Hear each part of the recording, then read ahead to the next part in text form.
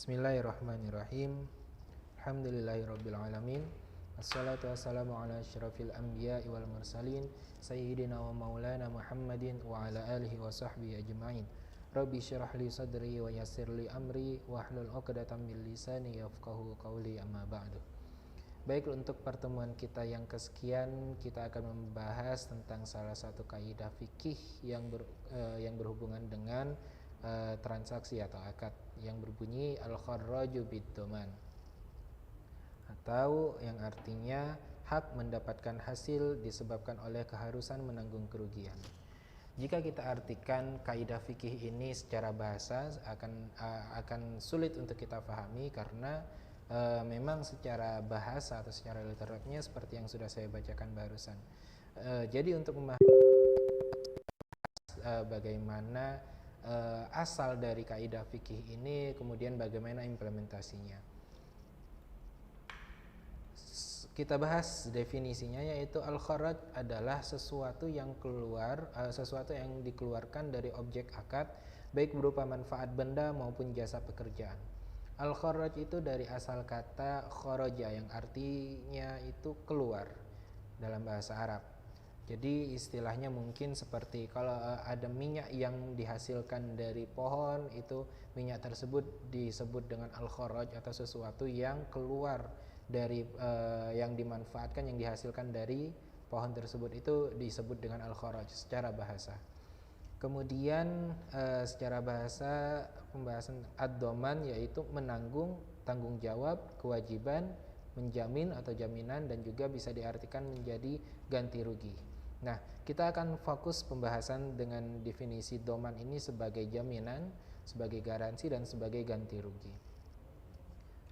Dari Imam Al-Ghazali dalam istilahnya ketika dalam pembahasan ini berkata bahwa yang dimaksud dengan ganti rugi atau dengan dhaman itu adalah luzumu raddi syai' au badalahu bil misli au bil qimah, yaitu keharusan mengembalikan sesuatu atau menggantinya dengan yang serupa atau yang sama nilainya. Ini ketika pembahasannya ini sebagai pembahasan ad-dhaman sebagai ganti rugi. Dari mana asal dari kaidah fikih ini? Satu riwayat hadis an Aisyah radhiyallahu anha, dalam hadis ini yang berbunyi anna rajulan ibta'a gulaman fa aqama 'indahu ma sya'allah ayyukima thumma wajada bihi 'aiban fa khasamahu ila nabi sallallahu alaihi wasallam faraddahu alaihi faqala ar-rajul ya Rasulullah qad istaghalla gulami faqala Rasulullah sallallahu alaihi wasallam al-kharraju bid-dhaman. Jadi kaidah fikih ini diambil dari hadis ini, al-kharraju bid-dhaman. Al-kharraju bid-dhaman dalam hadis ini itu salah satu yang disebut dalam istilah ulama kita itu dengan jawami'ul kalim, yaitu kalimat yang sederhana tapi memiliki hikmah yang besar. Maksudnya itu mengandung hukum di dalamnya itu yang tidak dapat dijelaskan dengan istilah tersebut, harus dijelaskan makna dari kata tersebut. Arti dari hadis ini bahwa seorang laki-laki menjual seorang budak, maka budak beli dalam beberapa hari kemudian. Setelah dibeli budaknya kemudian tinggal di tempat orang yang membeli tersebut. Kemudian si pembeli mendapatkan cacat pada budak tersebut dan melaporkan kepada Nabi sallallahu alaihi wasallam.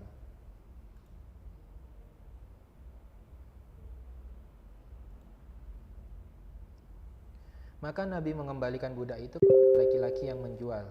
Maka berkatalah laki-laki itu, wahai Rasulullah, ia, yaitu orang yang membeli tadi, telah memperkerjakan atau mengambil manfaat terhadap budakku. Rasulullah bersabda, hak mendapatkan hasil itu disebabkan oleh keharusan menanggung kerugian. Oke, saya akan jelaskan maksud dari hadis ini. Jadi ceritanya seseorang membeli budak, seorang pembeli membeli budak dari penjual, kemudian budak tersebut dipakai untuk dipekerjakan, kemudian mungkin dalam durasi beberapa hari digunakan untuk bekerja, dimanfaatkan ini tenaganya untuk bekerja, akan tetapi suatu hari dia mendapatkan aib, yang mana dengan aib tersebut pembeli tadi tidak ridho, ini akan merugikan saya. Dalam beberapa waktu tinggal bersama dengan pembeli tadi, diberi makan, diberi tempat tidur, itu kan membutuhkan biaya. Nah, ketika mendapatkan aib yang dia tidak ridho, dia menghadap Rasulullah, kemudian dia syakwa atau mengadu atau memperkarakan hal ini kepada Rasulullah. Rasulullah memberikan putusan bahwa kembalikan budak itu kepada orang yang menjual, kemudian orang penjual itu diharuskan mengembalikan uang atau harga yang sudah diberikan oleh pembeli tadi secara utuh 100%. Kemudian penjual tadi protes dong, kan sudah digunakan budaknya untuk bekerja. Wahai Rasulullah, pembeli tadi kan sudah memakai jasa, memakai tenaga dari budak yang saya jual. Nah, dia tidak terima, ini penjual tadi nggak terima karena sudah dipakai barangnya, istilahnya seperti itu. Kemudian Rasulullah memutuskan bahwa tenaga yang digunakan dari budak tadi yang diambil manfaatnya oleh pembeli itu adalah sebagai bentuk ganti rugi. Karena apa? Karena budak tadi kan sudah tinggal bersama orang yang membeli, diberi makan, diberi tempat tidur, itu membutuhkan biaya untuk merawat budak tadi. Nah, itu yang diambil Rasulullah sebagai ganti rugi terhadap aib yang ditemukan yang ada pada budak tersebut. Maka Rasulullah memerintahkan agar budak tersebut dikembalikan kepada penjual, dan harga tersebut atau uang hasil pembelian tadi diberikan atau dikembalikan kepada yang membeli secara utuh atau 100%. Itu inti dari hadis ini. Nah, bagaimana penerapan hadis ini? Tadi saya bilang bahwa kita akan fokus dalam dalam kaidah ini akan kita ambil dua hal. Yang pertama yaitu jaminan atau garansi, yang kedua adalah ganti rugi. Dari istilah ad-dhaman di sini dapat kita ambil salah satunya itu sebagai jaminan atau menjamin di sini ya, atau jaminan. Atau istilahnya kita dapat pahami sekarang itu sebagai ganti rugi, sebagai garansi atau waranti ya dalam bahasa Inggrisnya. Nah, ternyata memang yang biasanya diterapkan dalam transaksi jual beli sekarang ini, penjualan apapun yang nilainya itu besar, jika tidak ada garansinya, itu orang akan pikir-pikir untuk membeli, terutama untuk barang-barang yang rentan rusak, memiliki kerusakan, misalnya seperti elektronik gitu ya. Nah, barang-barang penjualan sekarang ini yang menggunakan garansi itu ternyata memiliki nilai yang sama dengan yang diterapkan oleh Rasulullah SAW zaman dulu. Maksud dari hadis tadi menunjukkan bahwa dalam transaksi harus ada tanggung jawab di sana. Tanggung jawab karena dalam akad, misalnya dalam akad jual beli itu adalah pertukaran manfaat. Yang pembeli yang dia memiliki uang, manfaat uang ini diberikan kepada penjual, dan penjual manfaat barang yang dia jual itu diberikan kepada pembeli. Pertukaran manfaat dari dua belah pihak ini harus benar-benar ada wujud manfaatnya. Jika terjadi ada aib di salah satu pihak, di salah satu baik itu mabi maupun dari uangnya, jika terdapat aib yang dapat merusak nilai, maka itu tidak akan utuh manfaat yang didapatkan. Sehingga untuk menjamin kemanfaatan barang tersebut, maka harus ada jaminan di sana. Harus ada jaminan. Inilah yang kita temukan di zaman sekarang ini yang disebut dengan garansi, bahwa penerapan garansi dalam transaksi yang seperti sekarang ini kita lihat itu ada unsur islaminya di sana, ada nilai-nilai islaminya di situ. Misalnya dalam garansi pun juga, kalau misalnya dalam hadis tadi kan tidak disebutkan berapa hari budak tersebut dalam kuasa dari pembeli. Setelah berapa lama dia menemukan aib, itu tidak dijelaskan berapa hari, sehingga ini yang tidak disebutkan di dalam hadis tersebut dapat kita pahami bisa diberikan mungkin dalam 1 minggu, dalam 1 bulan, atau dalam 1 tahun. Kalau dalam penerapannya, dalam transaksi yang mungkin kita sering temukan, bentuk-bentuk garansi itu juga bervariatif. Ada yang bentuknya itu harian, bulan, atau bahkan sampai tahunan.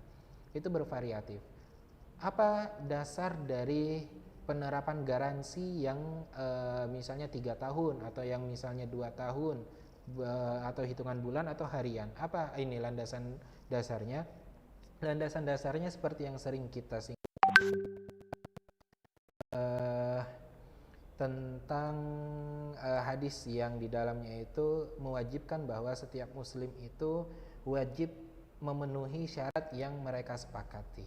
Orang yang menjual sudah menjelaskan bahwa misalnya dalam transaksi jual beli HP yang dijual itu sudah ada ketentuan bahwa barang ini, HP ini digaransi selama 1 tahun.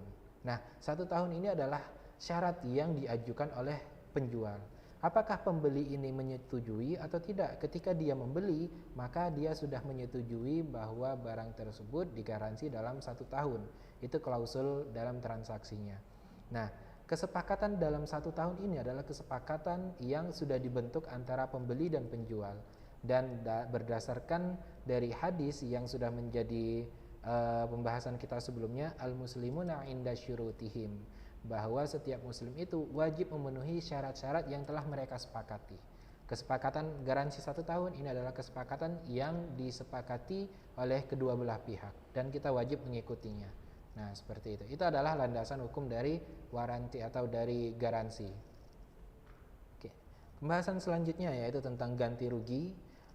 Ganti rugi dalam istilahnya itu dalam istilah Arabnya disebut dengan ta'wid. Awadu yu'awidu itu artinya mengganti.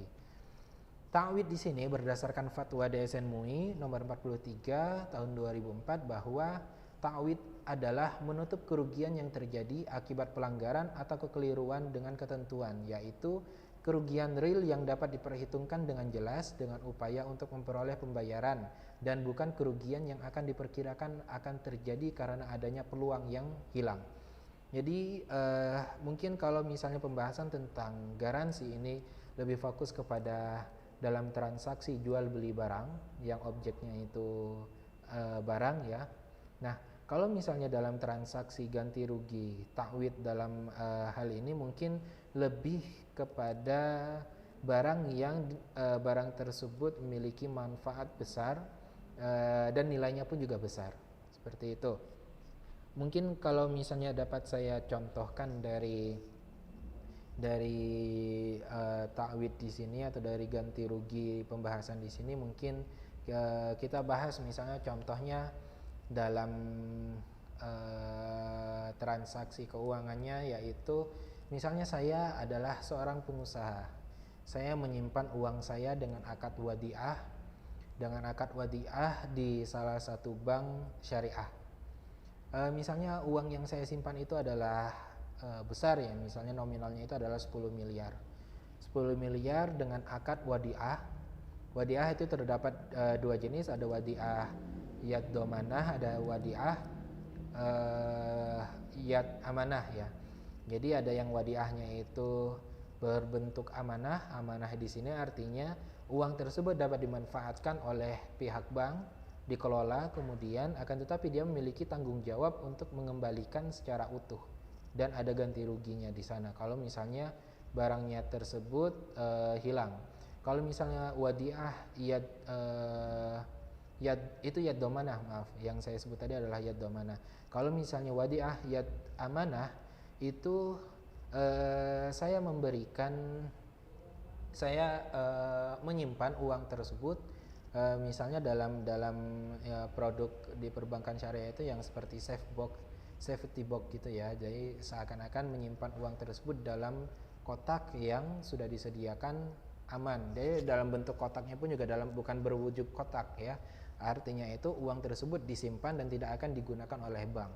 Kita hanya membayar jasa pengamanan, mengamankan uang tersebut dalam penyimpanannya. Itu ada jasanya atau ada biaya untuk mengamankan uang tersebut. Nah, saya menyimpan uang tersebut dengan akad yad domanah. Jadi bank boleh menggunakan uang saya sebesar 10 miliar tersebut, tapi dalam ketentuan akad wadiah itu adalah uang tersebut dapat diambil kapanpun saya butuhkan, on call, atau kapanpun saya butuhkan itu bisa saya ambil.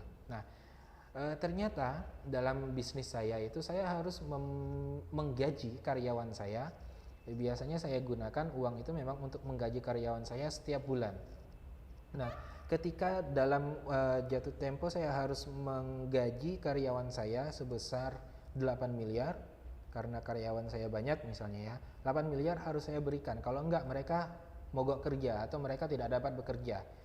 Nah, ketika mereka tidak dapat bekerja, padahal misalnya usaha saya adalah usaha produk makanan, jual roti ya misalnya. Nah, roti tersebut bahan-bahannya itu sudah dibelikan sehingga tinggal diolah oleh pekerja. Nah, pekerjanya itu nggak mau bekerja, karena apa? Karena dia menunggu gaji. Nggak ada gaji, mereka nggak akan bekerja gitu.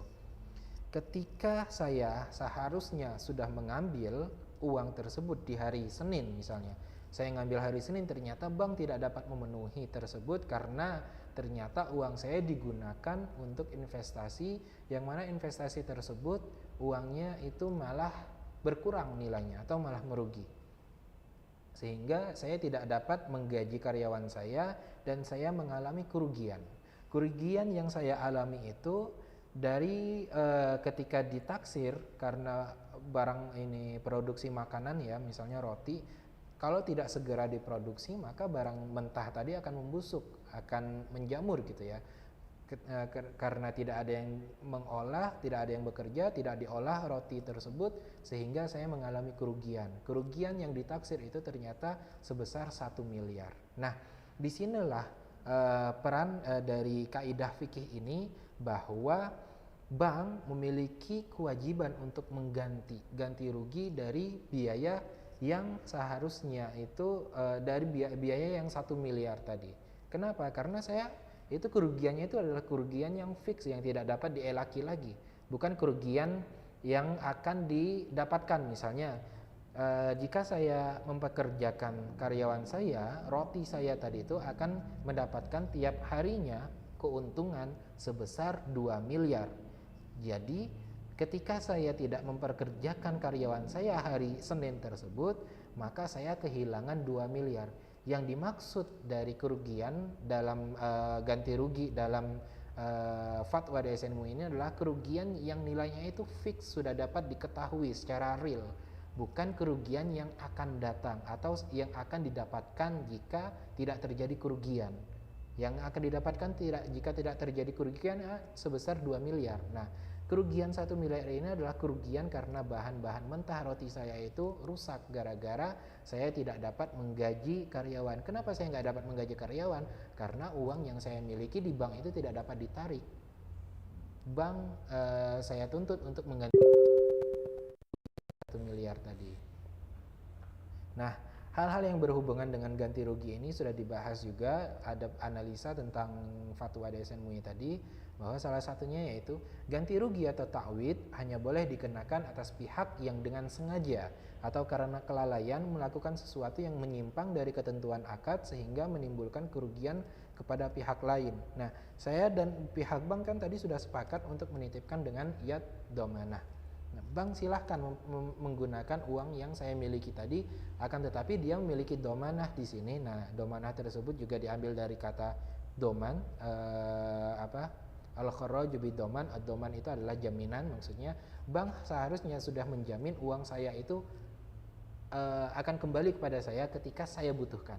Nah, ketika saya butuhkan ternyata tidak kembali, ini yang tidak sesuai dengan ketentuan atau menyimpang dari ketentuan akad. Ketentuan akad wadiah itu harus dapat dikembalikan on call kapanpun saya butuhkan. Kerugian yang dapat dikenakan ta'wid ialah kerugian real yang dapat diperhitungkan dengan jelas. Kerugian real yang dapat diperhitungkan dengan jelas tadi yang seperti saya sampaikan dalam contoh, kerugian material saya itu bahan mentah roti semuanya rusak gara-gara tidak dapat diproses, tidak dapat dimasak. Yang mana besaran semuanya itu ketika ditaksir, ketika dihitung sebesar 1 miliar. Besar ganti rugi ialah sesuatu yang sama dengan nilai kerugian, real loss, kerugian yang dialami, yang pasti dialami atau fixed cost dalam transaksi tersebut, dan bukan kerugian yang diperkirakan akan terjadi. Nah, potensial loss ini yang tadi saya ceritakan, saya berpotensi kehilangan 2 miliar. Kenapa? 2 miliar itu yang biasanya saya dapatkan tiap harinya dalam penjualan roti saya itu. Nah, itu yang disebut dengan potensial loss, 2 miliar yang tadi saya contohkan tadi. Karena adanya peluang yang hilang tadi, opportunity loss, atau al-fursah ad-da'i'ah bahasa Arabnya. Besarnya ganti rugi itu tidak boleh ditentukan di dalam akad. Jadi dalam akad tidak boleh ditentukan. Ini karena yang namanya ganti rugi itu kan ditaksir, harus dihitung. Harus benar-benar dihitung, bukan dalam transaksi awal itu sudah ditentukan sama pihak bank itu enggak, atau pihak yang bertransaksi enggak boleh. Oke. Saya rasa itu pembahasan kita hari ini tentang al-kharaj bid-dhaman. Banyak referensi lain yang membahas tentang al-kharaj bid-dhaman dalam implementasinya dalam beberapa bidang, dalam beberapa hal atau objek. Beberapa yang saya sebutkan tadi, yang saya sebutkan contohnya itu adalah implementasi dari al-kharaj bid-dhaman. Untuk selanjutnya akan kita bahas juga tentang materi tentang hal-hal yang berhubungan dengan keuangan atau akad-akad lainnya. Baik, saya cukupkan. Syukran. Assalamualaikum warahmatullahi wabarakatuh.